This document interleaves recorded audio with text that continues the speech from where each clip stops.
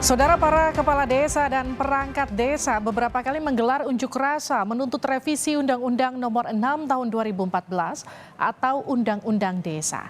Salah satu tuntutan dalam revisi Undang-Undang Desa adalah soal masa jabatan kepala desa. Kalau kita lihat Undang-Undang Nomor 6 Tahun 2014 Pasal 39 disebutkan masa jabatan kepala desa adalah 6 tahun dan dapat menjabat paling banyak 3 kali masa jabatan atau 3 periode. Para kepala desa yang menuntut revisi Undang-Undang Desa meminta masa jabatan kepala desa ini diperpanjang jadi 9 tahun. Dan ada juga yang menuntut kepala desa bisa dipilih hingga 3 periode.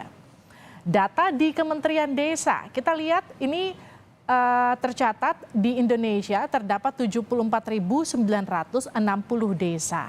Setiap desa akan mengelola dana desa yang nilainya bisa mencapai 1 miliar rupiah per tahun. Untuk tahun ini total dana desa yang disiapkan pemerintah mencapai lebih dari 67 triliun rupiah. Para kepala desa menuntut masa jabatan diperpanjang hingga 9 tahun. Apa untung ruginya bagi masyarakat? Benarkah isu ini hanya bagian dari komoditas politik jelang pemilu? Kita akan bahas usai tayangan berikut. Kepala desa dari berbagai daerah pekan lalu berunjuk rasa di depan DPR. Mereka menuntut revisi Undang-Undang Desa terkait masa jabatan dari semula 6 tahun menjadi 9 tahun. Saat ini masa jabatan kepala desa diatur dalam Undang-Undang Desa Nomor 6 Tahun 2014. Masa jabatan kepala desa maksimal 6 tahun serta boleh menjabat maksimal 3 kali secara berturut-turut atau tidak berturut-turut. Presiden Jokowi pun merespons permintaan para kepala desa. Tidak secara tegas, Jokowi mempersilahkan aspirasi kepala desa disampaikan ke DPR. Yang namanya keinginan, yang namanya aspirasi itu silahkan disampaikan kepada DPR. Tetapi yang jelas undang-undangnya sangat jelas, membatasi 6 tahun dan selama 3 periode. Tuh. Prosesnya silahkan nanti ada di DPR. Ya, udah. Sementara itu, pimpinan Komisi 5 DPR RI sebagai salah satu mitra dari Kemendes PDTT menyebut pemerintah harus mengkaji aturan terkait wacana perpanjangan masa jabatan kepala desa. Kalau 9 tahun, maka berarti Kementerian Pedesaan harus betul-betul meneliti. Seorang calon kepala desa itu benar-benar dia harus betul-betul mampu berwatak bagaimana memajukan desanya itu sendiri. Jangan mengejar dana desa, karena mungkin ada juga sebahagian kepala desa itu berusaha atau berjuang menjadi calon kepala desa dan berharap terpilih, tujuannya bagaimana mengolah dana desa gitu. Sebelumnya, politisi PDIP Budiman Sujatmiko mengklaim Presiden Jokowi setuju dengan usulan perpanjangan jabatan kepala desa menjadi 9 tahun. Namun dirasakan temuan-temuan di lapangan, dirasakan bahwa itu boros dan menimbulkan banyak konflik sosial. Karena kalau kita bilang kepala desa kan dengan tetangga sendiri, dengan saudara sendiri, itu kadang-kadang 3 tahun, 2 tahun pertama itu nggak selesai konfliknya, sehingga sisa 3 tahun atau sisa 4 tahun itu nggak cukup untuk membangun desa. Sementara harus pilkades lagi. Nah, sehingga kemudian relatif hanya kerja konsentrasi bangun desa 2 tahun atau 3 tahun. Ya, sementara 4 tahun yang lain atau 3 tahun yang lain habis untuk berkelahi. Nah, ada tuntutan ini diganti menjadi 9 tahun periodisasinya. Ya, bisa kali 2 atau terserah lah ya. Tapi jabatannya nggak lagi 6 tahun periodisasinya. Saya ngobrol dengan Pak Jokowi dan Pak Jokowi mengatakan sepakat dengan tuntutan itu. Beliau, Bapak Presiden mengatakan bahwa itu tuntutan itu masuk akal. Memang dinamika di desa itu berbeda dengan dinamika di kabupaten atau kota gubernur. Analis sosial dan politik Universitas Negeri Jakarta, Ubaidillah Badrun menilai tuntutan jabatan pertambahan jabatan Kades jelang 2024 dikhawatirkan berhubungan dengan agenda pemenangan pemilu dan Pilpres 2024. Dan kepala desa dari 6 tahun menjadi 9 tahun itu berkorelasi atau berhubungan dengan agenda pemenangan pemilu 2024. Di mana kepala desa seringkali menjadi instrumen untuk memenangkan kontestasi politik, partai, atau kontestasi pilpres. Karena dianggap kepala desa menjadi tokoh yang secara instrumen politik punya pengaruh di desa. Menurut data Kementerian Desa, saat ini ada 74.000 lebih desa di seluruh Indonesia. Setiap desa mengelola dana desa yang nilainya mencapai 1 miliar rupiah. Adapun anggaran dana desa seluruh Indonesia mencapai 67 triliun rupiah. Namun, pengelolaan dana desa tidak lepas dari jeratan kasus korupsi. KPK mencatat selama 9 tahun ada kasus korupsi yang terjadi di 601 desa. Kasus korupsi dana desa melibatkan 686 kepala desa dan perangkat desa. Saat ini revisi Undang-Undang Nomor 6 Tahun 2014 tentang desa masih dalam tahap pembahasan di DPR. Tim Liputan, Kompas TV. Saudara, usulan jabatan kepala desa dari 6 tahun menjadi 9 tahun menuai kontroversi. Siapa yang mengusulkan dan bagaimana peluangnya? Benarkah jadi usulan tersebut ini kemudian jadi alat transaksi politik? Kita akan bahas bersama dengan Menteri Desa PDTT, Halim Iskandar. Selamat malam Pak Menteri. Selamat malam Mbak Liviana. Kita juga akan sapa Ketua Komisi 2 DPR Ahmad Doli Kurnia. Bang Doli, selamat malam. Selamat malam, Assalamualaikum warahmatullahi wabarakatuh. Waalaikumsalam. Kita juga akan sapa Direktur Eksekutif Komite Pemantauan Pelaksana Otonomi Daerah atau KPPOD Arman Suparman. Selamat malam Pak Arman. Malam Mbak. Saya ke Pak Menteri dulu ya, izin. Pak Menteri, ini usulan dari siapa sebenarnya perpanjangan masa jabatan kepala desa Pak Menteri? Pertama, Assalamualaikum warahmatullahi wabarakatuh. Waalaikumsalam. Mas Doli, Mas Arman yang saya banggakan. Mbak Liviana, jadi ceritanya kalau dirunut dari ke belakang itu memang cukup panjang sebenarnya. Akhir 2021 itu ada diskusi-diskusi di desa yang dimulai dari kegelisahan atas kondisi desa pasca Pilkades. Sebagaimana kita semua maklum bahwa asas pengaturan desa itu kan ada 13 Mbak. Asas rekognisi, pengakuan terhadap hak asal-usul, asas subsidiaritas, asas kebersamaan, kegotong royongan, kekeluargaan, musyawarah, demokrasi, kemandirian, sampai pada keberlanjutan. Nah, semua itu adalah nilai-nilai luhur yang kemudian dituangkan di dalam sebuah regulasi yang sangat bagus agar nilai-nilai luhur nggak sampai mengalami penurunan. Nah, dalam konteks Pilkades, bagaimana juga kita maklumi, pasca Pilkades itu friksinya, ketegangannya itu agak lama selesainya. Kenapa agak lama? Karena calon yang menang maupun yang kalah, tim sukses yang menang maupun yang kalah, bergaul terus setiap hari, ketemu terus. Oke. Ada yang syukuran, yang sini tersinggung, agak kecewa.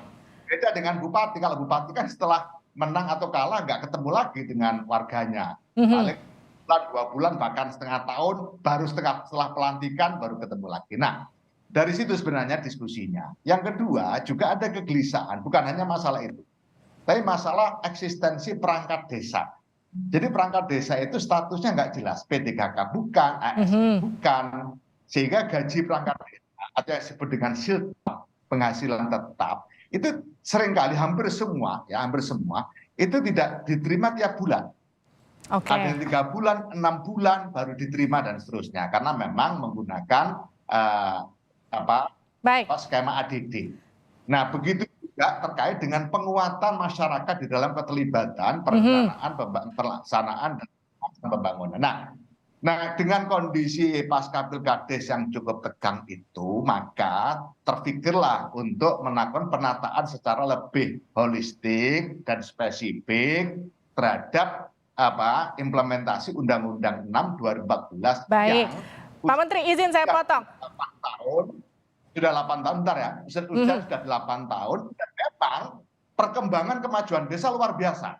Oke. Kebijakan Pak Presiden mengalirkan dana paling percepat tahu luar biasa. Nah, dinamikanya menjadi butuh segera diatur lebih bagus, lebih akomodatif di dalam Undang-Undang Nomor 6 2014 dalam bentuk review atau revisi. Nah, dari situlah awal misalnya. Baik, tapi kemudian gini Pak Menteri, izin saya potong. Ketika misalnya pun harus revisi undang-undang, apakah kemudian harus menaikkan atau menambahkan masa jabatan kepala desa? Lalu kemudian ini usulannya muncul dari kepala desa atau dari pemerintah sebetulnya Pak Menteri? Betul, inilah kemudian ya termasuk di dalamnya bicara tentang masa jabatan kepala desa. Ya. Jadi semua revisi totalitas asalnya makro, kemudian yang seksi kan urusan peningkatan masa jabatan kepala desa dari menjadi. Malah awalnya 10 tahun, Mbak, bukan 9 tahun. Nah, saya mendampingi diskusi-diskusi itu, saya bilang kalau 10 tahun berarti kalau 2 periode 20 tahun. Ini agak krusial nanti bisa berhadapan dengan warga masyarakat karena jadi ini idenya dari pemerintah, Pak Menteri. 14 tahun. Ya. Ide perpanjangan masa jabatan ini dari pemerintah? Bukan. Jadi saya belum selesai ceritanya. Nah, kemudian ada asosiasi yang namanya PAPDESI. Nah, dia melaksanakan rakernas 3-6 Juni itu merekomendasikan. Dari situ mulai bergulir. Oke. Mulai bergulir agak mengkristal, kemudian agak mencuat. Itu adalah memang salah satu rekomendasi dari rakernas PAPDESI yang dilaksanakan di Semarang. Jadi itu ceritanya. Oke, Pak Menteri, kemarin di medsos itu ada pernyataan ancaman kepala desa, katanya kalau tidak dituruti akan berdampak ke pemilu 2024. Setransaksional itukah kebijakan ini, Pak Menteri?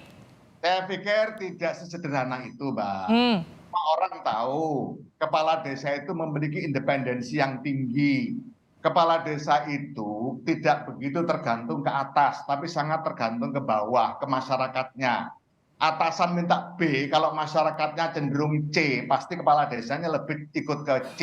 Oke. Itulah kondisi kepala desa. Jadi kalau kemudian dikaitkan dengan transaksi politik dan sebagainya, menurut saya kok terlalu jauh dan itu agak kurang memberikan positioning kepala desa pada posisi yang proporsional yang selama ini terjadi di warga masyarakat. Tapi sikap Presiden seperti apa Pak Menteri sejauh ini menyikapi hal ini? Sementara ini Pak Presiden kalimat yang terakhir beliau sampaikan adalah hari ini masa jabatan kepala desa 6 tahun 3 periode. Oke, 18 tahun. 9 tahun, 2 periode, silakan dibahas di DPR. Itu pernyataan dan itu sangat normatif. 9 tahun 2 periode, Mbak. Ya, ini yang perlu dicatat. Dokumen-dokumen yang masuk, aspirasi yang masuk dalam bentuk tertulis ke Kementerian Desa, itu tidak ada yang 9 kali 3. Tapi Pak Menteri sendiri setuju nggak dengan rencana atau wacana 9 kali 3 itu? Ya, kita tidak bicara setuju atau tidak setuju, Mbak. Saya memfasilitasi. Tidak boleh bersikap sebelum Presiden bersikap. Baik. Kita akan mengikuti arahan Presiden. Tetapi saya memfasilitasi diskusi termasuk hari ini. Tadi saya ketemu Pak Mendagri, saya laporkan juga bahwa kami di Kementerian Desa sedang mendeteksi atau mendalami tim untuk seluruh permasalahan di Undang-Undang Desa yang penyesuaian dengan kondisi objektif. Baik. Saya ke Pak Doli. Pak Doli, ancaman dari kepala desa soal 2024 itu menakutkan nggak untuk para politisi di Senayan? Nah itu saya kira memang persoalannya harus diluruskan, ya, harus didudukkan. Ini mencuat adanya isu kemudian ditafsirkan ancaman dan segala macam itu kan karena ini bergulir di tahun politik, masuk di tahapan pemilu gitu loh. Nah sementara ada hal yang berbeda sebetulnya.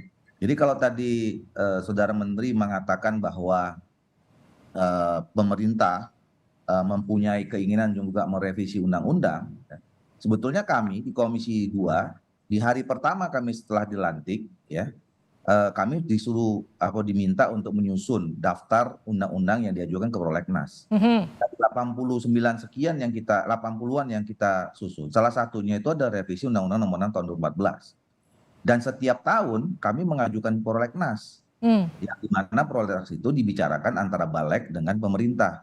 Tapi pemerintah selama ini kan nggak ada respons gitu loh.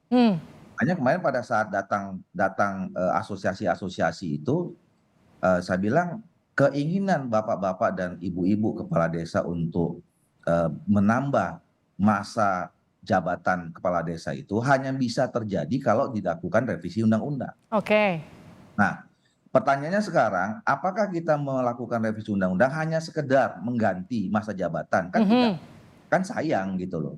Nah, kalau kami kan pendekatannya selalu sistem, ya. Kami waktu itu kenapa mendorong terjadi revisi Undang-Undang Nomor 6 Tahun 14 itu karena suka atau tidak suka, mau atau tidak mau, fokus dan lokus pembangunan Indonesia ini kan harus pada sampai ke entitas yang paling kecil. Entitas paling kecil itu adalah desa.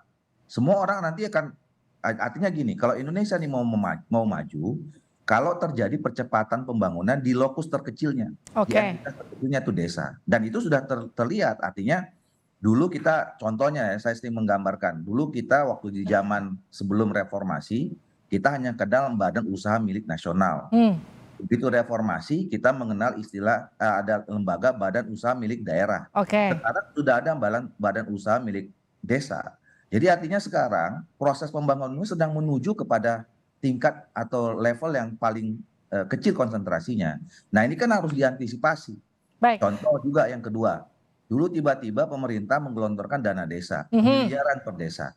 Nah waktu itu nggak disiapkan infrastrukturnya. Akhirnya ya mohon maaf, kita prihatin, banyak waktu itu kepala desa yang terjebak masalah hukum. Jadi artinya nggak disiapkan. Nah oleh karena itu, revisi undang-undang menurut kami pada saat itu perlu dilakukan untuk bisa mengantisipasi desa untuk menjadi bagian dalam proses percepatan pembangunan Indonesia. Artinya revisi undang-undang desa ini masuk prolegnas? Di Komisi 2 masuk usulan prolegnas. Nah pertanyaannya, kenapa selama ini pemerintah tidak merespons, kok tiba-tiba di tahun politik bicara tentang itu, ya? Dan menurut saya ini juga belum satu suara. Mitra kami bicara tentang desa ini Kementerian Dalam Negeri, karena di situ ada Direktorat Jenderal Bina Pemerintahan Desa. Ya. Sampai saat ini kami tanya kepada Kementerian Dalam Negeri, belum ada pembicaraan tentang itu. Makanya kemarin tiba-tiba Kementerian Desa bicara tentang mendorong supaya terjadinya revisi menyahuti ya masa jabatan 9 tahun. Nah, saya mau tegasin, soal 9 tahun, 6 tahun buat kita nggak ada masalah selama memang itu menjadi bagian kajian terkait dengan masalah penguatan desa tadi. Saya bilang sama bapak-bapak kepala desa itu, jangan-jangan kajian kita menemukan yang penting ternyata yang membuat desa ini makin maju 12 tahun misalnya. Nah itu kita nggak tahu. Tapi Pak Doli, kalau kita lihat masa dengan periode selama itu, dengan 6 tahun aja udah 601 kasus korupsi Pak. Gimana dengan bisa sampai 27 tahun? Nah itu yang menurut saya kita perlu kaji, ya. Kita perlu data-data pendukung.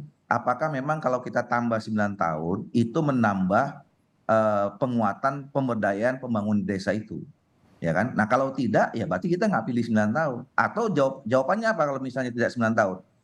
6 tahun banyak tadi masalah korupsi. Apakah jawabannya 9 tahun? Belum tentu. Jangan-jangan jawabannya 12 tahun. Atau jawabannya jangan-jangan 3 tahun. Nah itu kan nggak bisa kita lakukan sekarang mengira-ngira gitu. Ada dasar akademiknya. Makanya perlu kajian yang elaboratif gitu, yang komprehensif gitu. Jadi selalu pendekatannya sistem. Jadi menurut saya kalau misalnya kita sepakat seperti apa yang disampaikan oleh Pak Menteri tadi, bahwa ini adalah bagian untuk memperkuat desa, ayo kita mulai dari revisi undang-undang. Jangan masuk pintunya soal soal masa jabatan yang hari ini menjadi politis. Itu yang saya katakan, harusnya kita semua partai politik terutama menahan diri dengan isu ini. Ini kan berusaha untuk Anda yang memanfaatkan nih sekarang nih, karena tahun politik. Menurut saya wajar saja, ya kan? Kalau ini dikasih konsumsi seperti ini ya dimakan lah kan gitu. Nah makanya sekarang menurut saya kita akhiri ya soal polemik ini. Kalau kita mau cinta sama desa, oke kita masuk, pemerintah segera menyepakati kita membahas undang-undangnya, ya kita bahas di situ. Saya ke Pak Arman. Revisi undang-undang untuk penguatan desa kita setuju, tapi tidakkah terlalu politis kalau dikali 3 periode, artinya itu sekitar 27 tahun, itu hampir satu generasi, Pak Arman?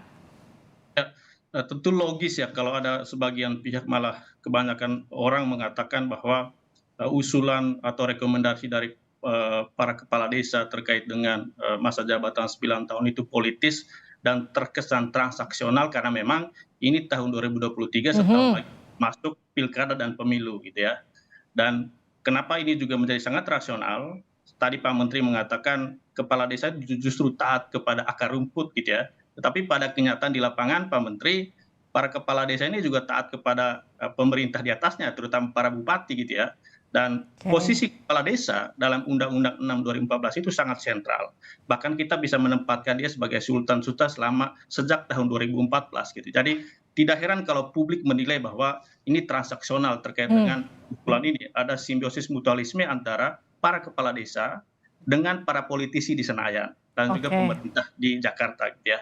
Nah, kalau kita berangkat dalam konteks revisi Undang-Undang Desa, menurut kami terlalu mensimplifikasi masalah sebenarnya kalau kita hanya mengerucut isu ini hanya pada isu masa jabatan gitu ya. Kalau kita tarik dari depan, Undang-Undang Desa itu bertujuan salah satunya itu adalah menurunkan kemiskinan di pedesaan gitu ya. Dan itu kita lihat di indeks desa membangun misalnya, itu ada perubahan yang cukup signifikan ya Pak Menteri gitu. Misalnya dari 2019 sampai 2021 ini jumlah desa yang di level mandiri itu sudah bergerak naik, dan juga yang di level mandiri yang sangat tertinggal itu bergerak turun. Jadi ada pergerakan yang cukup positif. Tetapi kalau kita melihat arah dari perencanaan, penganggaran, penyusunan kebijakan dan pelayanan publik di daerah, justru ini yang menurut kami yang menjadi atensi kita semua terkait dengan masukan terhadap revisi Undang-Undang Desa ini. Karena bagi kami Pak Doli, Pak Menteri gitu ya, kalau kita bicara pembangunan desa, kita harus melihat di dua arah sebenarnya. Pertama di good governance dalam sisi perencanaan, penganggaran, penyusunan kebijakan dan pelayanan di desa. Dan yang kedua adalah hubungan antara desa dengan pemerintah supradesa. Hubungan ini bicara hubungan kewenangan, hubungan keuangan, dan hubungan binwas, pembinaan pengawasan. Nah, di sisi hubungan good governance, di sisi perencanaan, penganggaran, kebijakan, dan juga pelayanan publik, kami melihat peran yang penting di sini adalah kualitas, dalam hal ini kompetensi dan integritas kepala desa. Jadi variabel masa jabatan itu kami tidak menemukannya di dalam semesta kita bicara diskursus desa gitu ya Pak Menteri dan juga Pak Doli gitu. Sehingga kami ketika usulan masa jabatan 9 tahun ini hanya berdasarkan atau bagian dari upaya untuk manajemen konflik pasca pilkades ini terlalu rapuh gitu ya. Bahkan memang dengan momentum sekarang ini kami bisa melihat bahwa ini memang ada pertukaran kepentingan aja dari para kepala desa dengan para politisi. Jadi mohon maaf aja ini Pak Doli kalau misalnya publik menilai seperti itu gitu ya. Karena memang dari sisi momentumnya pas. Kemudian yang kedua terkait dengan hubungan antara pemerintah desa dengan supradesa, ini yang menurut kami selama ini Pak Doli, Pak Menteri gitu ya, itu belum mendapatkan banyak perhatian gitu ya. Bagaimana peran pemerintah kabupaten, terutama inspektorat dan dinas terkait dengan pemberdayaan desa itu belum diatur dengan baik, terutama dalam hubungan dengan Undang-Undang Pemda. Ya. Padahal pemerintah kabupaten terutama gitu mendasarkan pembinaan pengawasannya itu di Undang-Undang Pemda bukan di Undang-Undang Desa. Dan menurut kami kalau kita dalam konteks merevisi Undang-Undang Desa ini, terutama untuk mengejar ketahanan ekonomi, sosial dan juga lingkungan, dua hal itu yang perlu dilihat, good governance di sisi perencanaan, penganggaran dan kebijakan, dan yang kedua adalah hubungan antara desa dengan supradesa ini. Kemudian yang terakhir, kalau kita bicara merevisi, kami merekomendasikan kalau kita mau berpikir lebih tenang dan bebas dari kepentingan politik atau yang transaksional tadi itu dilakukan setelah tahun 2025 ini Pak Menteri. Ya. Pak Menteri silakan ditanggapi Pak Menteri, harusnya dilakukan setelah 2024 lah paling nggak ya? Ya. Jadi ini kan masih dinamis memang, masih sangat dinamis. Kita juga sedang melakukan pendalaman atas, tadi saya sampaikan, atas berbagai hal yang seharusnya disesuaikan dengan kondisi objektif. Betul disampaikan Mas Arman tadi, percepatan pembangunan di desa luar biasa. 2024 seharusnya target capaian desa mandiri itu 5.000. Tapi 2022 ini sudah mencapai 6.300. Itu artinya ada percepatan yang memang luar biasa. Kemudian dari BPS kemarin kondisi COVID pun di desa secara rata-rata itu justru dari kemiskinannya mengalami penurunan meskipun 0,3. juga di bidang kesenjangan. Gini rasionya juga mengalami penurunan dibanding perkotaan.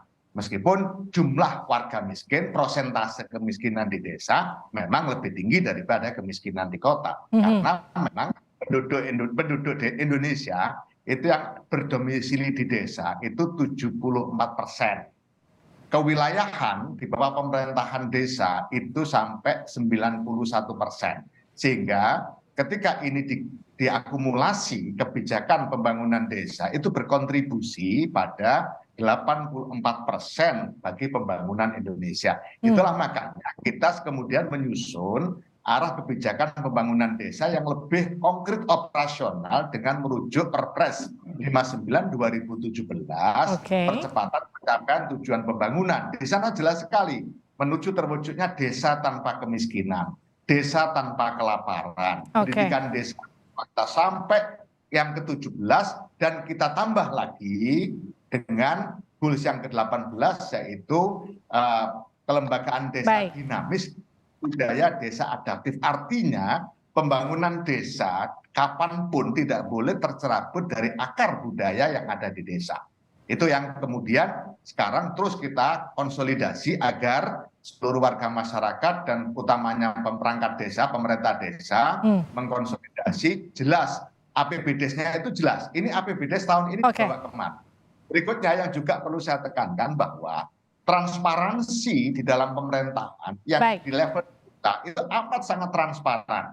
Mulai dari rencana kerja pembangunan desa, penyusunan APBDes, tidak hanya melibatkan BPD, kalau di kabupaten kan hanya melibatkan DPRD dan eksekutif. Kalau di desa melibatkan warga miskin, kelompok marginal, tokoh dan seterusnya. Kemudian setelah APBD selesai, masih dipampas di tempat-tempat strategis sehingga seluruh warga masyarakat bisa melihat kondisi konstruksi APBDes dalam setiap tahun anggaran. Baik Pak Menteri, izin saya potong. Saya ke Pak Doli, singkat saja Pak Doli. Jadi ketika kajian yang dilakukan DPR itu sudah selesai dan kemudian hasilnya adalah perpanjangan masa jabatan kepala desa, bagaimana memisahkan ini yang sekarang jadi asumsinya sebagai alat transaksi politik? Singkat saja. Ya, saya kira memang sebaiknya karena ini sudah mencuat jadi isu dan konsumsi politik ya. Semua orang sudah mulai ikut nimbrung ya. Sekarang ada undangan di Asosiasi Kepala Desa di Jawa Timur itu mengundang salah seorang sekjen partai politik untuk mendiskusikan soal kemungkinan perpanjangan masa jabatan ini. Nah, karena sudah terlanjur sampai ke sana, saya kira memang supaya lebih tenang, lebih objektif ya, kajiannya cukup lama, ya mungkin kita akan lebih baik melakukan revisi ini setelah pemilu. Setelah pemilu ya, supaya kemudian terlepaskan dari dugaan-dugaan ini syarat dengan kepentingan politik. Dan biarkanlah bapak-bapak dan ibu-ibu kepala desa itu tenang ya melakukan tugasnya. Karena begini, awalnya sebetulnya ya yang datang di Komisi 2 itu mereka meminta ada sekitar 700 ya desa yang itu nanti akan akan berakhir masa jabatannya menjelang pemilu. Baik. Nah, itu akan diperpanjang. Mereka ingin supaya ini ada kebijakan dari pemerintah supaya tahun politik ini juga tidak mengganggu kinerja pemerintahan di desa. Nah, awalnya itu sebenarnya. Nah, saya nggak tahu tiba-tiba kok kemudian bergeser hanya ke masalah masa jabatan 9 tahun. Terima kasih Menteri Desa PDTT Halim Iskandar. Terima kasih Pak Menteri. Terima kasih juga Ketua Komisi 2 DPR Ahmad Doli Kurnia. Terima kasih juga Direktur Eksekutif Komite Pemantauan Pelaksana Otonomi Daerah atau KPPOD Arman Suparman telah bergabung bersama kami di Sapa Indonesia Malam.